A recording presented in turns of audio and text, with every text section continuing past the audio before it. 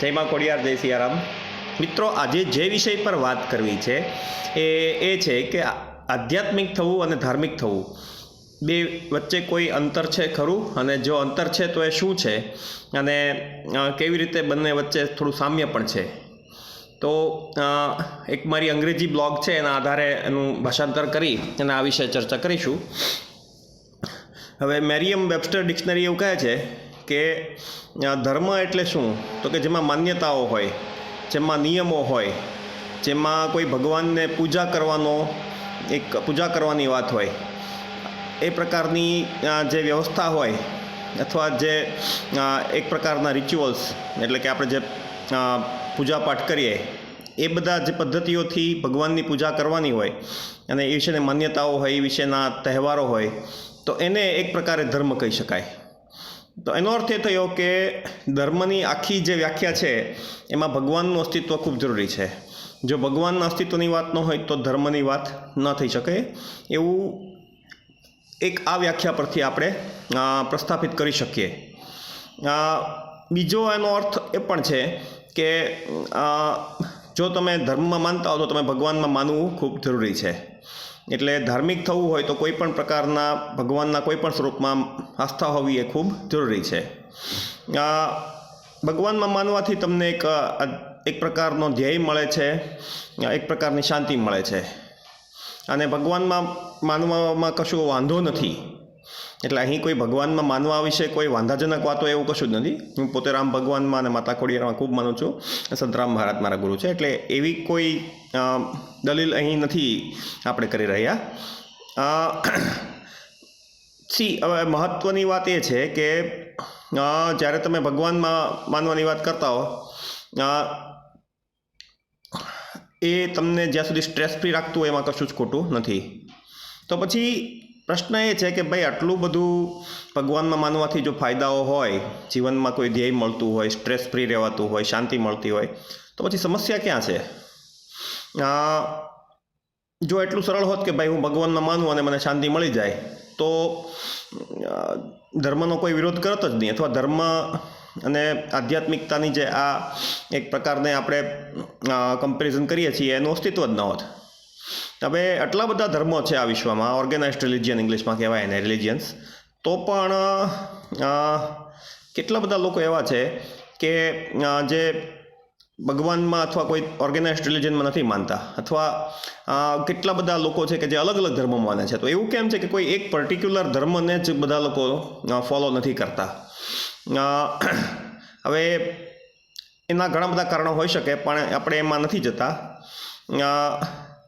પ્રશ્ન એ છે કે ધર્મ અને આધ્યાત્મિકતા વચ્ચે શું ફરક છે? તો ધર્મ એ શું છે આપણે સમજ્યા. ધર્મના ઘણા બધા ઉદાહરણો આપણી સામે છે તે. Okay, there are many organised religions in this world. તો પછી આધ્યાત્મિકતા શું છે? આધ્યાત્મિકતાનો અર્થ થાય છે કે તમે જીવનનો અસલી અર્થ, તમારા જીવનનો અસલી અર્થ ગોતી કાઢો. એ તમારી જાતથી કંઈક જે મોટું છે એની સાથે જોડાવાની વાત છે. એ સંપૂર્ણ સત્યને જાણવાની વાત છે. હવે આ બધા શબ્દોથી જો તમે મૂંઝાયા હો તો કાંઈ વાંધો નહીં, હું પણ મૂંઝારો જ અનુભવું છું. થોડું એને આગળ ચર્ચા કરીએ તો થોડી ક્લેરિટી આવશે. આધ્યાત્મ મારી દૃષ્ટિએ એક એવી વસ્તુ છે કે જેનાથી શાંતિ મળે. તમને જે પણ કરવાથી શાંતિ મળતી હોય એને આધ્યાત્મિકતા કહી શકાય. અથવા તમને જે પણ પ્રવૃત્તિમાંથી આનંદ આવતો હોય અને શાંતિ મળતી હોય એ પ્રવૃત્તિ મારી દૃષ્ટિએ આધ્યાત્મિક પ્રવૃત્તિ જ કહી શકાય. એનો અર્થ એ છે કે ભાઈ, આધ્યાત્મિકતામાં કોઈ વ્યવસ્થા અથવા કોઈ માન્યતાઓને માનવી જરૂરી નથી. તમને જેનાથી એક પ્રકારનો સંતોષ મળે, એક પ્રકારનું આનંદ મળે, એ જ આધ્યાત્મિકતા કહી શકાય. હવે ફોર એક્ઝામ્પલ, તમે દાન પુણ્ય કરો, તમે મ્યુઝિક વગાડો, તમે ધ્યાનમાં બેસો, તમે મંદિરે જાઓ, તમે ભગવાનની પૂજા સેવા કરો, અર્ચના કરો, કે તમે પક્ષીઓને જુઓ, બર્ડ વોચિંગ કરો, તમે જે દરિયા કિનારે પવનનું જે શાંત સંગીત છે એનો આનંદ લો. આ લિસ્ટ અથવા આ યાદી પૂરી નહીં થઈ શકે. તો એનો અર્થ એમ થયો કે આધ્યાત્મિક થવું એ બહુ વ્યક્તિગત બાબત છે, બહુ અંગત બાબત છે. એનો અર્થ એમ થયો કે બે આધ્યાત્મિક વ્યક્તિઓ એક જ પ્રકારની પ્રેક્ટિસ અથવા એક જ પ્રકારની સિસ્ટમ ફોલો કરતા હોય એની શક્યતાઓ ખૂબ જ નગણ્ય છે. તો પછી આધ્યાત્મિક થવું જોઈએ કે ધાર્મિક થવું જોઈએ, શું થવું જોઈએ? એનો જવાબ હું આપી શકવા માટે સમર્થ હોઉં એવું મને લાગતું નથી. એનું કારણ એ છે કે બહુ વિશાળ વિષય છે અને એની વિશે ઘણા બધા લોકો ઘણા બધા મંતવ્યો હોઈ શકે. તો હું જો મારું મંતવ્ય આપું તો હું એટલું જ કહીશ કે તમે ધાર્મિક અને આધ્યાત્મિક એક જ સમયે ધાર્મિક અને આધ્યાત્મિક પણ એકસાથે થઈ શકો છો. અને એનો અર્થ એમ થયો કે એ બંને વચ્ચે કોઈ વિરોધાભાસ નથી, એ બંને એકબીજાના પૂરક છે.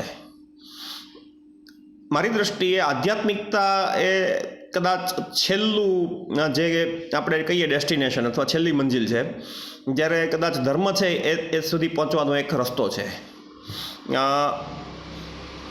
ધર્મ અંગે બહુ વાત કરવાની ઈચ્છા નથી, કારણ કે લોકોની ભાવનાઓ જોડાયેલી હોય છે. પણ કોઈ પણ ધર્મ મારી દ્રષ્ટિએ પરફેક્ટ નથી અને દરેક ધર્મના પોતાના ફાયદાઓ અને ગેરફાયદાઓ છે. જ્યારે આધ્યાત્મિકતામાં ફાયદો એ છે કે તમે તમારી પોતાની આધ્યાત્મિક પ્રેક્ટિસીસ ઇમ્પ્લિમેન્ટ કરી શકો છો. તમને જે સારું લાગે એ રીતે તમે આધ્યાત્મને તમારા જીવનમાં લાવી શકો છો અને શાંતિ મેળવી શકો છો. તો એટલું કહી શકાય કે આધ્યાત્મિક થવું એટલે સ્વની ખોજ કરવી. બરાબર. હું ઘણા બધા કોટ્સ પણ લખું છું. મારું ઉપનામ એટલે પેન નેમ જે કહીએ આપણે એ અથિક ધ ટ્રાવેલર છે. તો એમાં મેં એક સરસ કોટ લખેલું કે મને ન ગોતશો, હું ખુદની ખોજમાં ખોવાઈ ગયો છું.